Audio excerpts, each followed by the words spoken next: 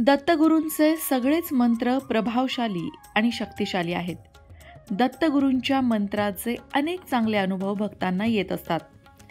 त्यापैकी काही अनुभव आपण इथे बघणार आहोत की दत्तगुरूंच्या मंत्रांचा जप केल्याने नक्की कशा प्रकारचा लाभ होतो, कोणत्या प्रकारच्या समस्या दूर होतात. चला तर मग सुरुवात करूया. पण त्याआधी चॅनलला सबस्क्राईब नक्की करा आणि आमच्या फेसबुक पेजलाही फॉलो करा.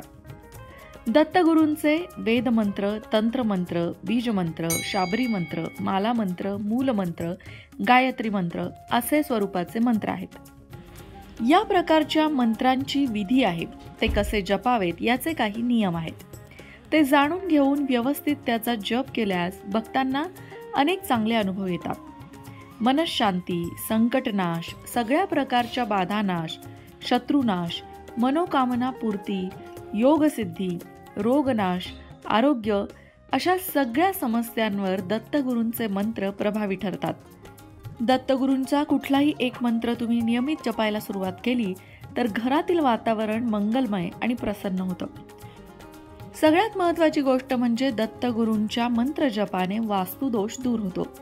बऱ्याचदा आपण भाड्याच्या घरात राहत असतो, त्यामुळे तिथे बदल करणं शक्य नसतं, किंवा स्वतःचं घर असलं तरी फ्लॅट सिस्टीम असल्यामुळे फारशा गोष्टी बदलणं शक्य नसतं आणि मग तो वास्तुदोष तसाच राहतो आणि वास्तुदोषामुळे आपल्या प्रगतीत अडथळे निर्माण होतात.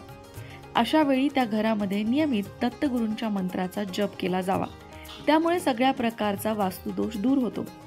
सगळ्या प्रकारच्या बाधा, सगळ्या प्रकारची नकारात्मकता निघून जाते. जर तुमच्यावर कुठल्या प्रकारचं संकट असेल, मग ते आर्थिक असू द्या, शारीरिक असू द्या किंवा मानसिक असू द्या, या सगळ्या प्रकारच्या संकटातून दत्तगुरूंच्या नियमित मंत्रजपाने व्यक्तीचं रक्षण होतं. कधी कधी आर्थिक संकट असतात, पैशांची समस्या इतकी भेडसावत असते की जगणं मुश्किल होऊन जातं, किंवा कधी कधी आरोग्य इतकं खराब झालेलं असतं, आजार इतका बळावलेला असतो की त्यामुळे कधी मरण येतं अशी अवस्था होऊन जाते. अशावेळी दत्तगुरूंना शरण जावं आणि त्यांच्या मंत्राचा जप करावा. निश्चितच आपल्याला आराम मिळतो.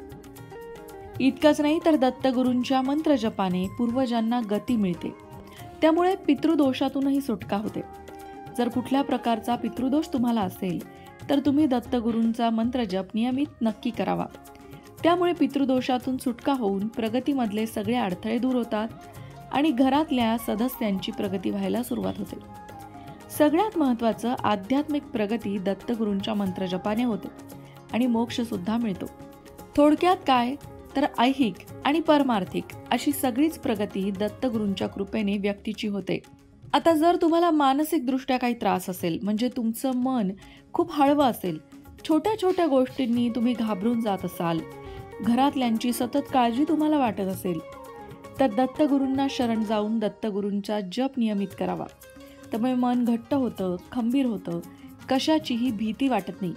एक प्रकारची ईश्वरी शक्ती आपल्या पाठीशी आहे अशी भावना निर्माण होते आणि भयमुक्त जीवन जगायला सुरुवात होते. बऱ्याच जणांना असाही अनुभव येतो की घरात सगळं आहे, पैसा आहे, घरातले सदस्य प्रेमळ आहेत, आपली काळजी घेत आहेत, सगळं चांगलं आहे, पण तरी सुद्धा मनामध्ये सतत बेचैनी वाटत राहते. सततची अस्वस्थता, एक असुरक्षितता, काहीतरी आपल्यापासून दूर जाण्याची भीती. या सगळ्या प्रकारच्या मानसिक अवस्थांवर उपाय आहे दत्तगुरूंचा मंत्र. त्यामुळे मन शांत होतं, मनातली बेचैनी कमी होते आणि मन निरोगी झालं, मन शांत झालं की अवतीभोवती असलेल्या सुखांचा उपभोग व्यक्ती घेऊ शकते. नाहीतर अवतीभोवती कितीही सुख असली आणि मन शांत नसेल, मन समाधानी नसेल तर व्यक्तीला सुख लाभत नाही. आणि अशा वेळी दत्तगुरूंचा मंत्र हा अमृतासम ठरतो. आता दत्तगुरूंच्या कोणत्या मंत्राचा जप केल्याने काय लाभ होतो या संदर्भातला एक व्हिडिओ आपल्या लोकमत भक्ती चॅनलवर आहे. त्याची लिंक तुम्हाला डिस्क्रिप्शन बॉक्समध्ये देत आहोत. तो व्हिडिओ बघा. त्यामध्ये मंत्र सांगितलेत आणि त्या मंत्राने होणारा लाभही सांगितलेला आहे. पण हे मंत्र कसे जपावेत हे सुद्धा महत्त्वाचं आहे. दत्तगुरूंचे मंत्र जपताना सकाळी स्नानादी विधी पूर्ण करावेत, स्वच्छ आणि साधे वस्त्र परिधान करावेत आणि त्यानंतर दत्तगुरूंच्या मंत्राचा जप करायला सुरुवात करावी. आता दत्तगुरूंच्या मंत्राचा जप करण्यासाठी तुम्ही कोणती माळ घेऊ शकता? तुम्ही स्फटिकाची माळ घेऊ शकता, रक्तचंदनाची, रुद्राक्षाची किंवा तुळशीची माळ सुद्धा घेऊ शकता. कुठलाही मंत्र असेल दत्तगुरूंचा तरी त्याचा 108 वेळा जप करायचा आहे। जप करताना मन प्रसन्न आणि शांत ठेवावं। मनात कुठल्याही प्रकारचे इतर विचार येऊ देऊ नयेत। आपला आवडता सिनेमा बघताना कसं आपण सगळं जग विसरून जातो आणि त्या सिनेमामध्ये तल्लीन होतो, तेवढी एकाग्रता जप करतानाही साधायला हवी, तर त्या जपाचे अपेक्षित असे परिणाम साधले जातात। जप करायला बसताना खाली आसन नक्की घ्यावं। मग ते आसन कापडाचं असेल, चटई असेल, पण काहीतरी बसायला घ्यावं। मोकळ्या जमिनीवर बसून जप करू नये। जप करताना पूर्व पश्चिम बसावं। जप करण्यापूर्वी दत्तगुरूंचं स्मरण करून त्यांना मनपूर्वक नमस्कार करून जपाला प्रारंभ करावा। ज्या व्यक्तींना वृद्धपकाळामुळे किंवा शारीरिक आधिव्याधींमुळे खाली बसून जप करणं शक्य नसेल, त्यांनी खुर्चीवर बसून जप केला तरीही चालेल, पण पायाखाली आसन किंवा चटई घ्यावी। जपासाठी एकाग्रता अतिशय आवश्यक आहे। माळ घेऊन जप करणं शक्य नसेल तर तुम्ही हाताच्या बोटाने मोजूनही जप करू शकता।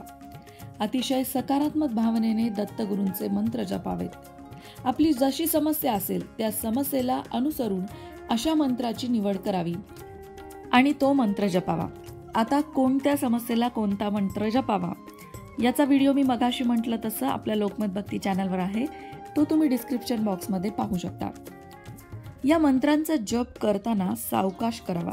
उगी घाई पटकन माळ पूर्ण करायची किंवा उरकून टाकायचा अशा पद्धतीने करू नये। मंत्र 5 किंवा 11 वेळा म्हटला तरी चालेल, पण तो उगाच कंटाळा आल्यासारखा म्हणू नये, मनापासून जपावा। आपल्याला सहज जपता येईल असाच सोपा मंत्र निवडावा। लक्षात ठेवा, मंत्र जपामध्ये नियमितता असणं आवश्यक आहे।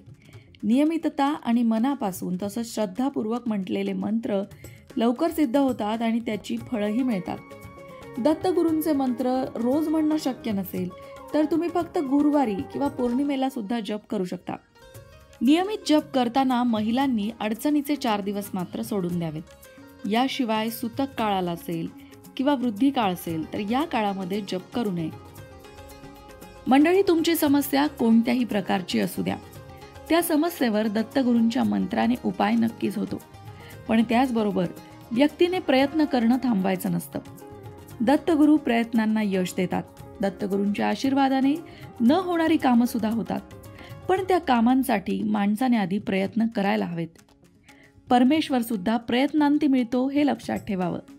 प्रयत्न न करता कोणालाही काहीही मिळत नाही। प्रयत्न करूनही जेव्हा आपल्या हाती काही लागत नाही, तेव्हा आपण श्रद्धापूर्वक आणि भक्तिपूर्वक ईश्वराला शरण जायचं असतं। तेव्हा ईश्वर आपले चमत्कार दाखवतो, यात काही शंकाच नाही। श्री गुरुदेव दत्त। अशाच प्रकारच्या माहितीपूर्ण व्हिडिओंसाठी लोकमत भक्ती चॅनलला सबस्क्राईब करा आणि बेल आयकॉनवर सुद्धा क्लिक करा, म्हणजे आमच्या नवनवीन व्हिडिओचं नोटिफिकेशन तुम्हाला मिळत राहील। तसंच योग्य आध्यात्मिक मार्गदर्शनासाठी लोकमत भक्तीच्या फेसबुक पेजला फॉलो करायला विसरू नका।